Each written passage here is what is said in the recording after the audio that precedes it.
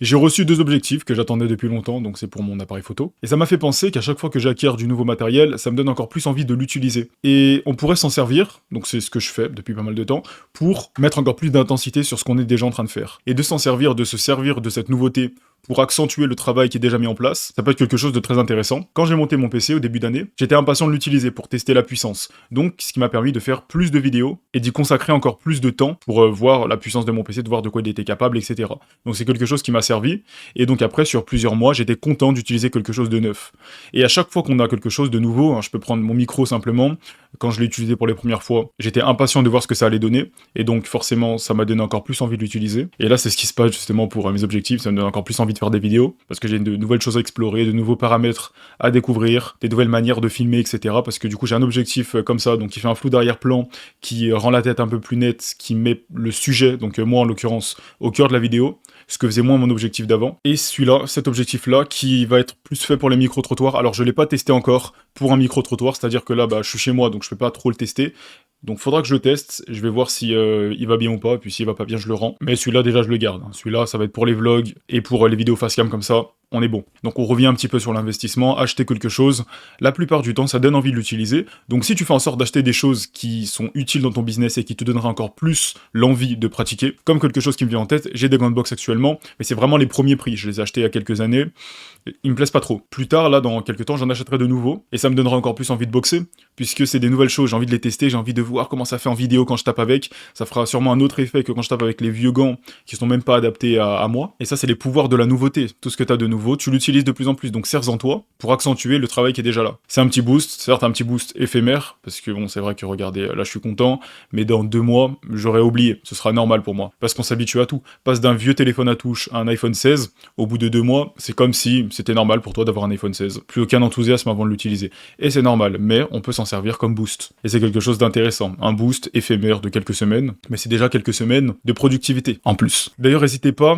dans les commentaires ou sur Instagram, à me dire le type de vidéo que vous voulez voir. J'ai encore pas mal de choses de prévues là dans ma botte, des sujets que j'ai dans la tête, des choses à faire, des choses à vous montrer. Donc ça ne sera que plus amusant pour moi de le faire avec un objectif de bonne qualité. Je suis en train de prévoir pas mal de choses aussi, éventuellement voilà de partir à Paris là pour tourner quelques vidéos. J'ai 2-3 trucs à faire. Ok, rien à voir. On va dévier sur totalement autre chose, on va dévier sur mon achat-revente. Hier j'ai vendu 2 paires et avant-hier j'en ai vendu une.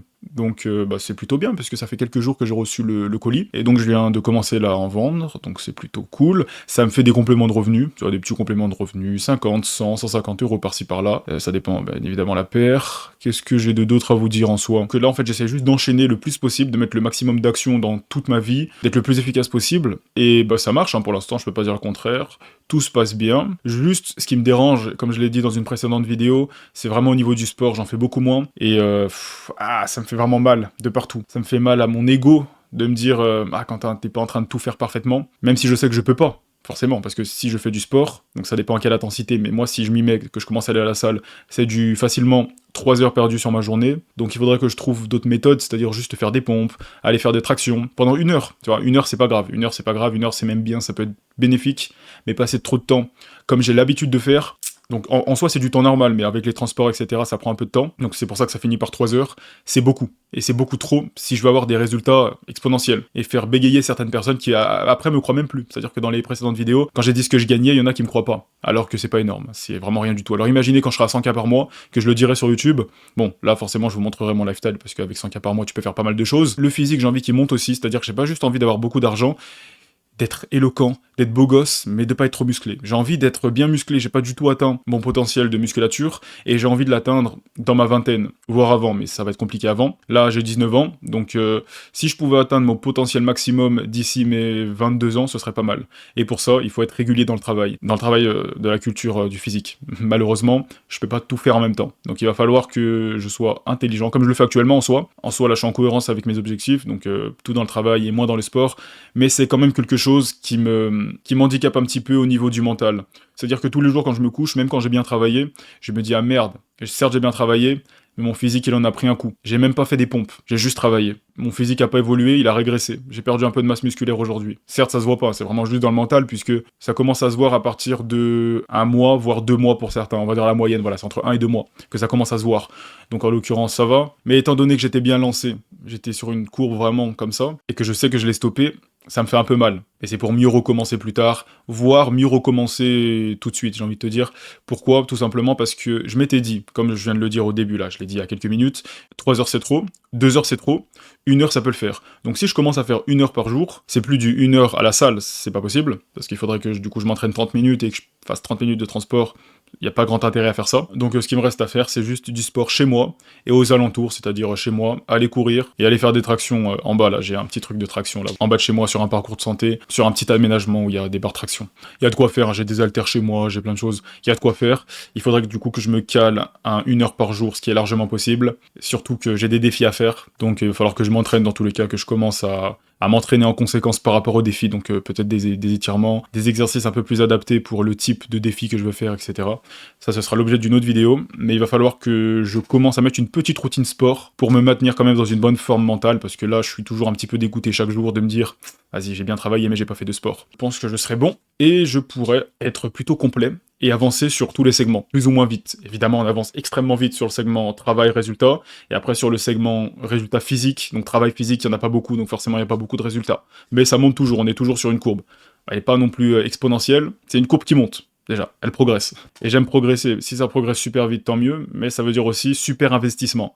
Courbe exponentielle, investissement démesuré, et on peut en avoir qu'un seul à la fois. En tout cas, j'ai vraiment hâte de tester mes objectifs pour différents types de vidéos. J'ai testé le vlogging chez moi, c'est super, du coup, comme je l'ai dit, ça fait un flou d'arrière-plan.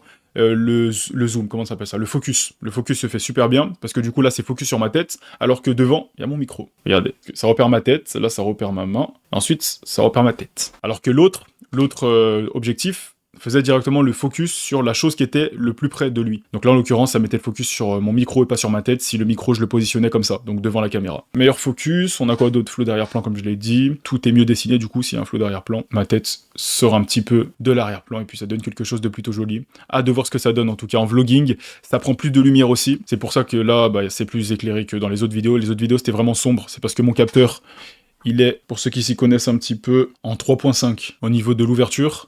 Donc il laisse passer assez peu de lumière. Alors que là, celui que j'utilise, il est en 1.4. 1.4, il laisse passer beaucoup plus de lumière. Bref, c'est quelque chose d'intéressant, ça aussi, je trouve. Mais ça m'intéresse que si j'en ai. Ça m'intéresse pas de me renseigner sur les appareils photo. Si j'en ai pas, ça m'intéresse si j'en ai. Et en l'occurrence, là, j'en ai, donc ça m'intéresse de plus en plus. Pour le tester, puis peut-être en acheter d'autres plus tard, pour avoir des objectifs qui correspondent à mes besoins. En l'occurrence, il me reste lui à tester en micro-trottoir. On va voir ce que ça donne, et j'espère que ça va être bon, parce que sinon, si je le renvoie, ça va être compliqué. Apparemment, là où je l'ai acheté, c'est compliqué de le renvoyer, les démarches sont assez chiantes à faire, et c'est assez loin aussi, donc ça va durer pas mal de temps. Bref, ça c'est autre chose. N'hésitez pas en tout cas à me donner des thèmes que vous voulez que j'aborde, et puis à demain.